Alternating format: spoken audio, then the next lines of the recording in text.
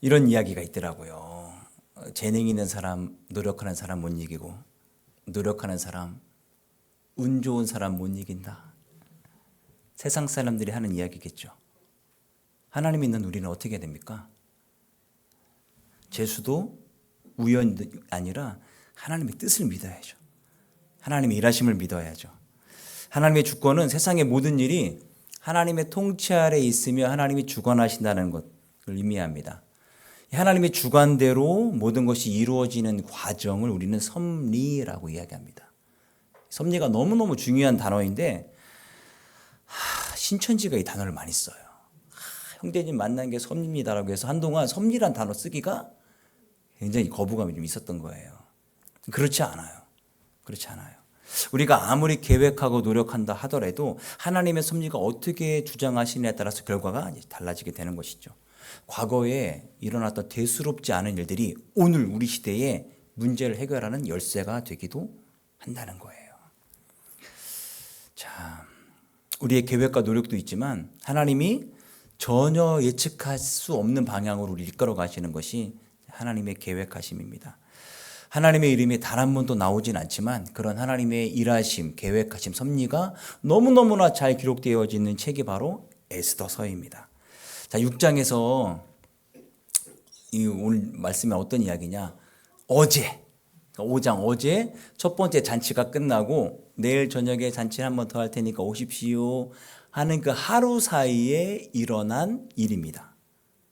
엄청난 일이 벌어지는데 하나님의 시간 때문입니다. 하나님의 주권이 담긴 시간 때문이 그래요. 먼저 1절 2절 볼까요? 그날 밤에 왕이 잠이 오지 아니하므로 명령하여 역대 일기를 가져다가 자기 앞에서 읽히더니 그 속에 기록하기를 문을 지키던 왕의 두 넷이 빅다나와 데레스가 아하수에로 왕을 암살하려는 음모를 모르드게가 고발하였다 하였는지라. 왕이 잠이 안 오는 이날 밤이 잔치를 다녀오고 와서예요. 즐겁게 잔치도 하고 맛있는 음식도 먹었는데 왜 잠이 안 올까? 커피를 많이 드셨나? 근데 왕들이 업무가 많으니까 많이 불면증에 시달렸다고 합니다. 우리나라 왕들도 평균 수명이 안타깝지만 짧습니다. 업무가 과중하니까. 근데 이날 밤 왕이 잠을 못 이룬 이유는 따로 있어요. 왕후 에스더가 뭔가 나한테 얘기하고 싶은 게 있는데 계속 뜸을 들이는 거예요. 우리 표현으로 밀당을 하잖아요. 내가 해와달도 따줄 테니까 다 얘기해라.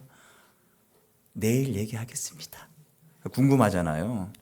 그런 이름 저런 이유로 잠이 안 오니까 왕이 선택한 방법이 뭐냐면 뭐라도 읽으면 잠이 오겠다. 옛날 사람이나 지금이나 똑같아요. 그죠? 그래서 왕의 일기를 가져다가 읽으라고 합니다. 그러면 지루하니까 잠이 들 것이다. 이렇게 생각한 거겠죠. 그래서 이제 당직 사관이 역사 일지를 갖고 와서 읽는데 어차피 왕이 잠자기 위해 읽는 거니까 그냥 아무데나 툭 펼쳐놓고 읽기 시작한 거예요. 그런데 그 아무데가가 우연이라고 치기에는 너무 기가 막힌 일이 벌어집니다. 바로 5년 전 왕의 최측근인 두 넷이가 왕을 암살하려고 했는데 그 계획을 모르드게가 미리 고발해서 막은 사건이에요. 이걸 다시 한번 읽어볼까요? 모르드게가 대궐문에 앉았을 때에 문을 지키던 왕의 넷이 빅단과 데레스 두 사람이 원한을 품고 아하수에로 왕을 암살하려는 음모를 꾸미는 것을 모르드게가 알고 왕후 에스더에게 알리니 에스더가 모르드게의 이름으로 왕에게 아랜지라. 조사하여 실증을 얻었으므로 두 사람을 궁중일기에 기록하니라. 이 시점이 페르시아 왕후가 된 지 에스더가 얼마 안 됐던 시점이에요. 모르드게가 대궐문에 앉아 있다고 하잖아요. 이 얘기는 대궐문에서 업무를 보고 있을 때를 의미해요. 예수님께서 마태를 부를 때에도 그가 세관에 앉아 있었다고 표현하거든요. 세관에서 업무를 보는 사람이에요. 모르드게의 직책을 좀 추측해 보건데 문을 열었다 닫았다 해주는 사람이 아니라 뭔가 지휘하는 감독관인 거예요.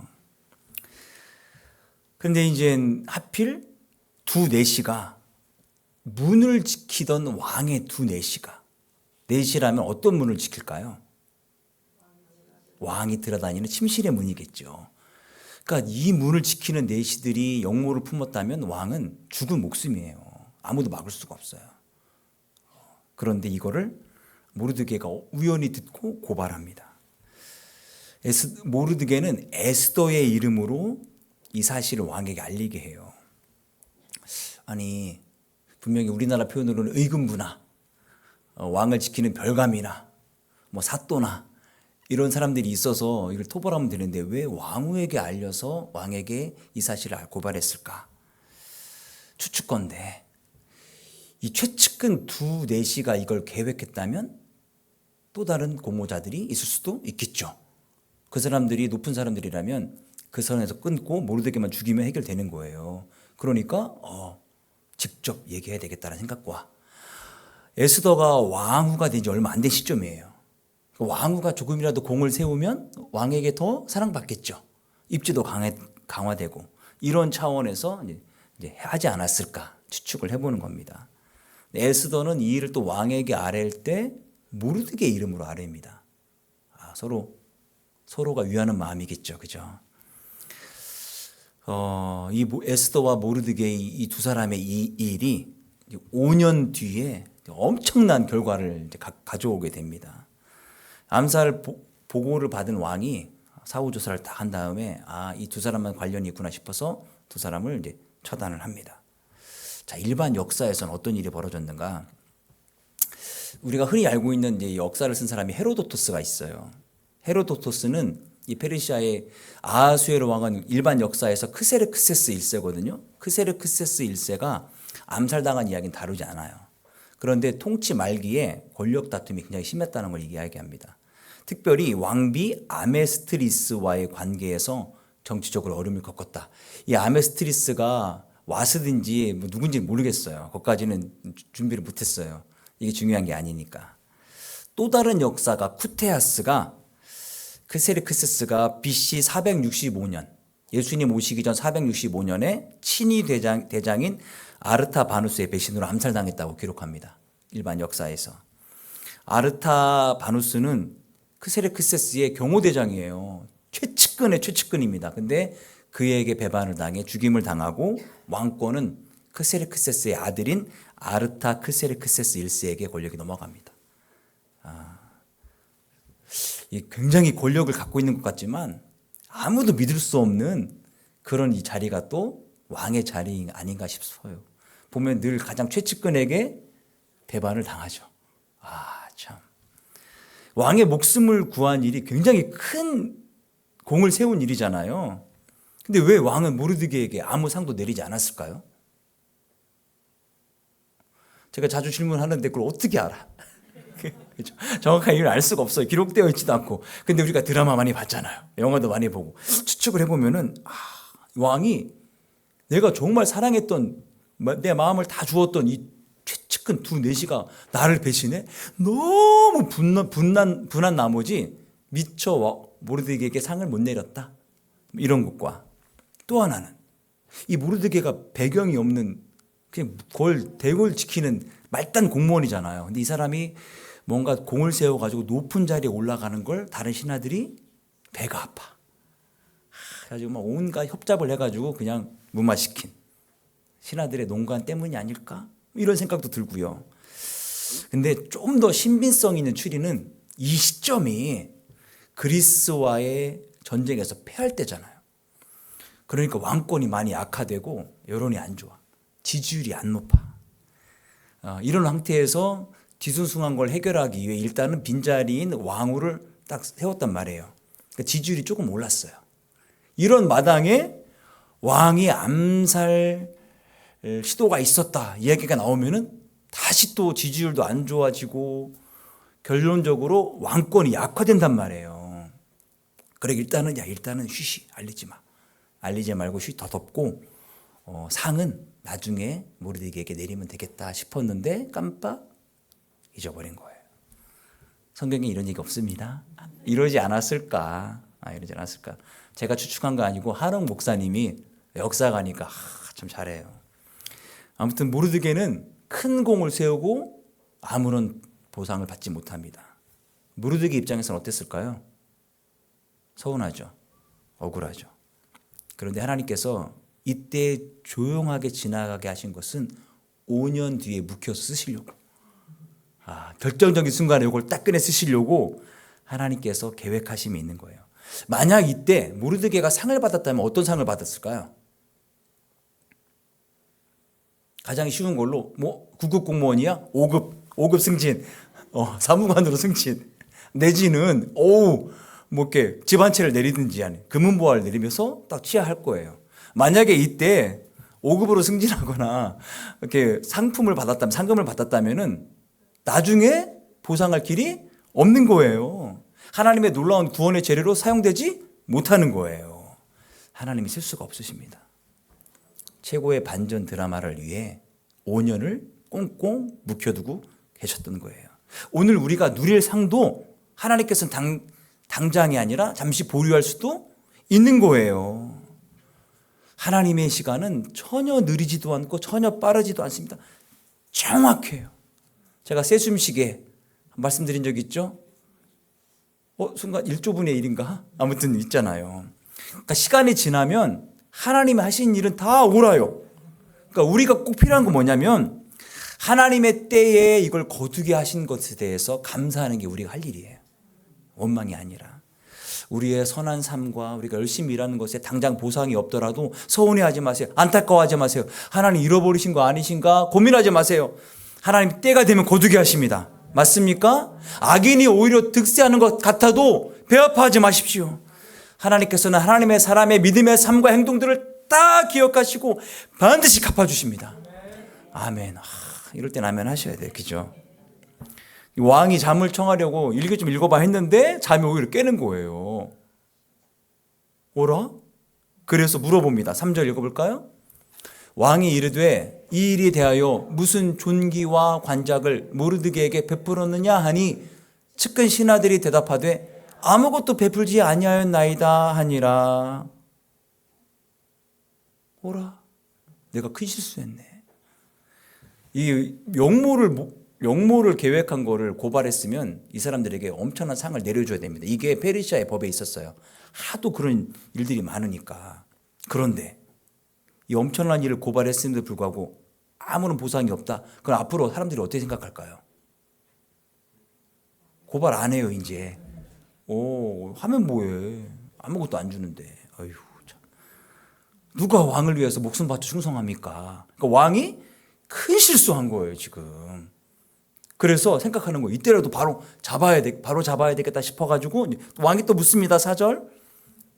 왕이 이르되 누가 뜰에 있느냐 하매 마침 하만이 자기가 세운 나무에 모르드게를 달기를 왕께 구하고자 하여 왕궁 바깥들에 이른지라. 아니 왕이 밤에 잠이 안 와가지고 이걸 쭉 읽다 보니까 이 일이 생각난 거예요. 그 밑에 시점이 한밤중 내지는 적어도 새벽이랄 건 말이에요. 새벽이란 얘기잖아요. 근데 새벽에 모르드게가 출근해 있는 거예요. 왜 출근했죠?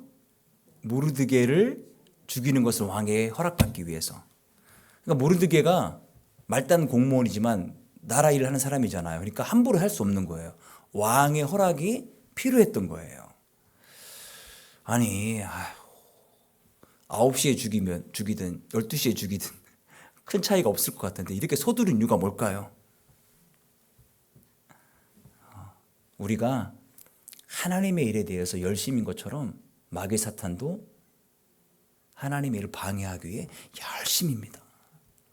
그러니까 열심히 하지 않으면 우리가 뛰지 않으면 무조건 뒤처지는 거예요. 참 신기하죠? 왕은 이날 밤 모르드게를 어떻게 하면은 상을 줄까 생각했는데 하만은 모르드게를 어떻게 하면은 죽일까를 생각한 거예요. 이걸 사자성어로 뭐라고 하죠?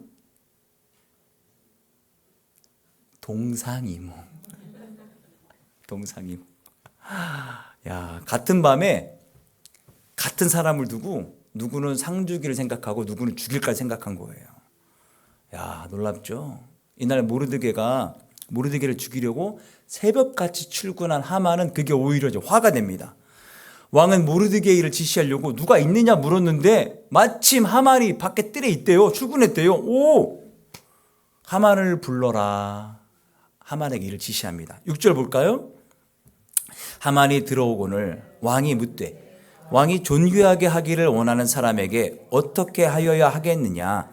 하만이 심중에 이르되 왕이 존귀하게 하기를 원하시는 자는 나 외에 누구리요 하고.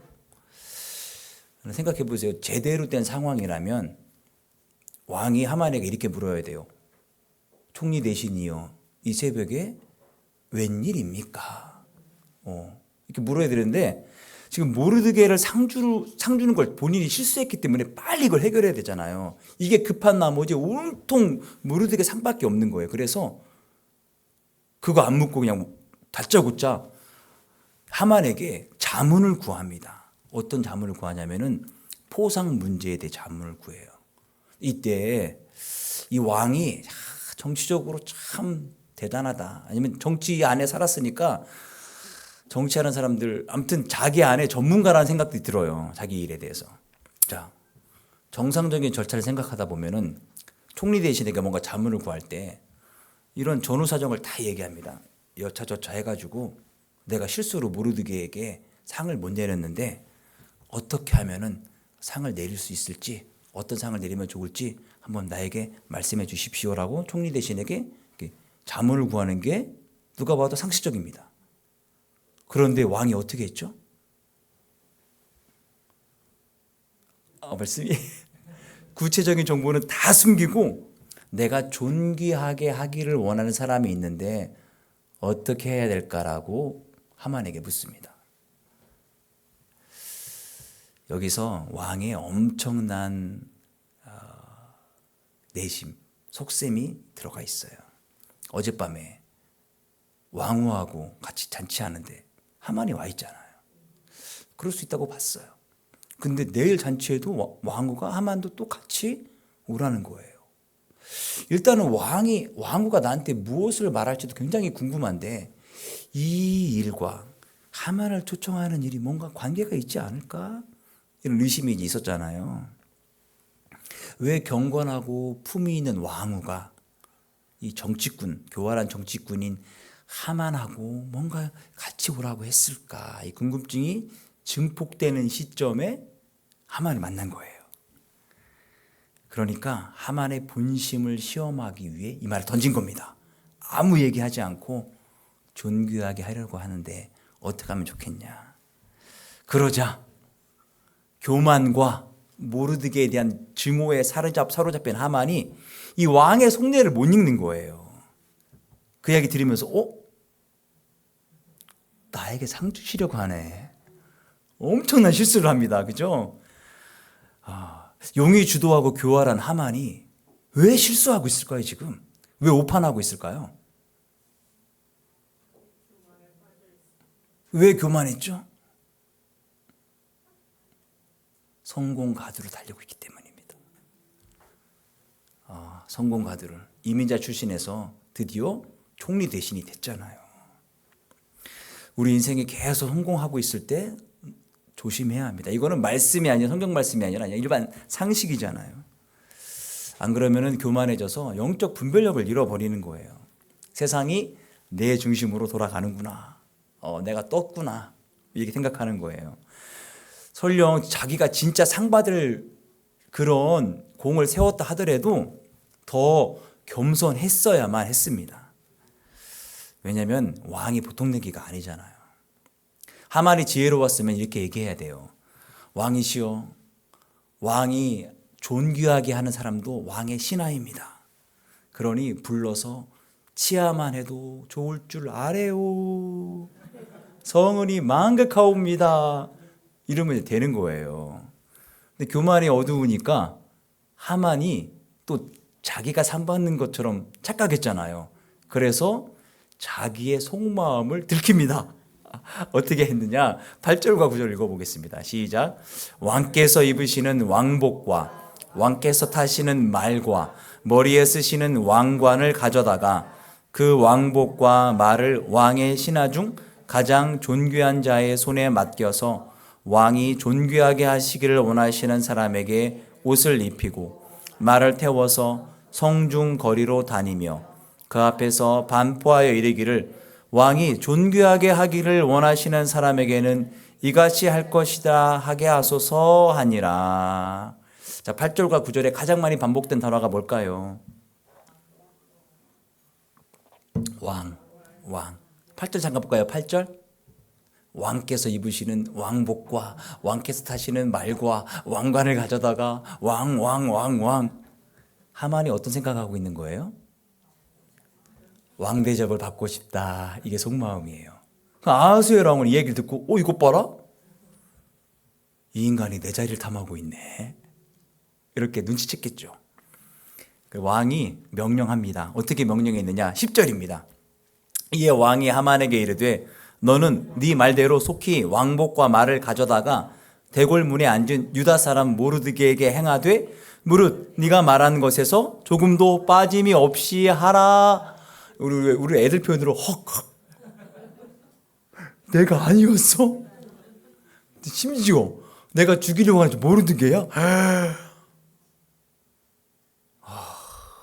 하늘이 놀았다. 그렇죠?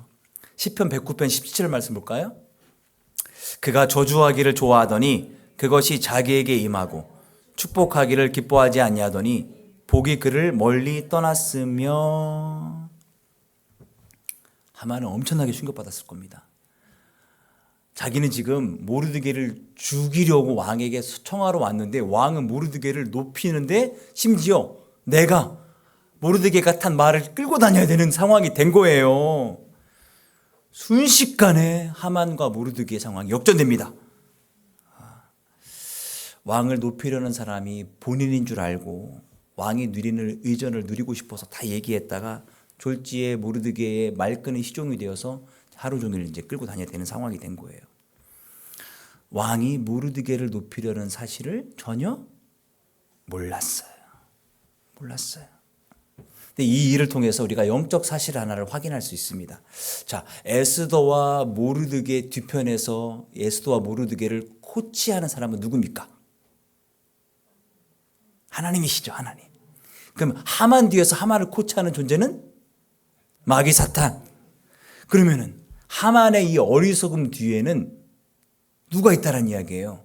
사탄이 있다는 얘기인데 하만이 몰랐다는 것은 누가 몰랐다는 거예요? 사탄도 몰랐다는 거예요. 하만이 죽으면 유다인 전체를 말살하는 음모는 못하게 됩니다. 내 아바타니까, 내 꼬봉, 내 부하니까 내가 좌지우지하는 사람인데 얘가 사라지면은 일을 못하는 거잖아요. 다른 인물로 교체를 하든지. 사탄도 몰랐다가 허를 찔리게 된 거예요. 전날 밤에 하나님께서 왕이 잠 못 이루게 하시고 5년 전에 이 모르드게이를 보게 하시고 계획을 세우신 것을 사탄도 전혀 몰랐습니다. 사탄은, 마귀는 어떤 인간보다도 교활함이 영적 세계에 민감하지만 하나님처럼 전지전능한 존재가 아니라는 거예요. 하나님께서 감추려 하신다면 사탄은 전혀 알 수가 없습니다.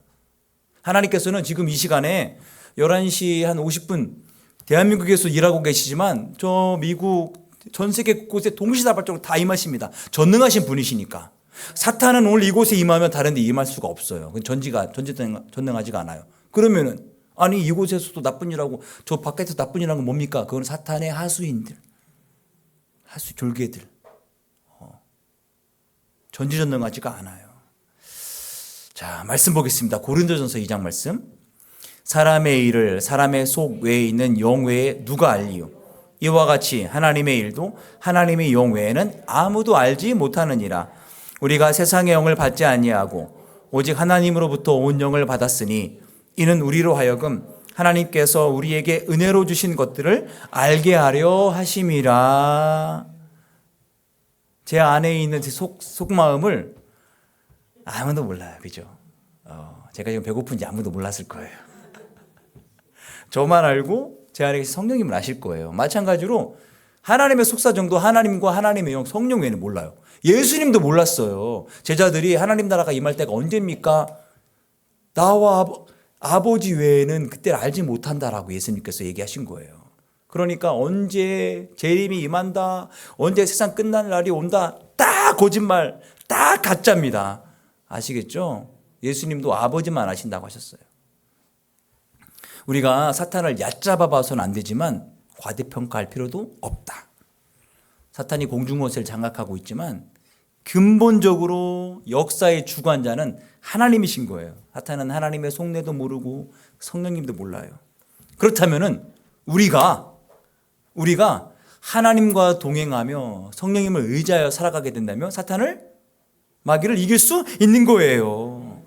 하지만 우리가 하나님의 사람이라 하면서도 늘 죄의 습관에 빠져 있으며 세상과 친하고 세상의 쾌락에만 기뻐한다면 우리의 모든 수는 사탄에게 다 읽힙니다. 그래서 우리는 날마다 성령 충만해야 돼요. 날마다 예수 보혈 안에 움직여야 되고 날마다 금식하고 기도해야 되는 거예요. 기도가 쌓이면 터질 때가 있다. 드디어 달았습니다. 달아놓고 제 안에 두 가지 생각이 들었어요. 정말 기도를 많이 해야 되는구나. 저걸 괜히 달아놨다. 보이니까. 또 한 가지는 그 다음 날 이게 기도가 쌓인다는 이야기는 뭐예요? 우리한테는 기도가 다 사라지지 않는다는 거예요. 우리가 전심으로 기도하면 자꾸 쌓이는 거예요. 그러면 언젠가는 터지겠구나. 터질 날이 기대가 되는 거예요. 빨리 터져가기 위해서는 많이 기도를 쌓으면 되는 거죠. 그죠? 되는 거죠. 안 믿어지시나 봐요. 믿으시기 바랍니다. 믿으시기 바랍니다. 그래서 하만은 즉시 궁을 나가 모르드게가 탄 말을 끌고 어떻게 합니까? 물러거라. 왕이 존귀하게 하시는 모르드게 행차하신다를 외치며 수도로 한 바퀴 돌았습니다. 야, 수많은 사람 앞에서 총리 대신 이런 일을 하니 이제 망신 그대 아무 말도 하지 않겠습니다. 엑스 망신. 그리고 이제 지친 몸으로 집에 돌아왔어요. 집에 돌아와가지고 이제 오늘 겪은 일들을 어떻게 합니까?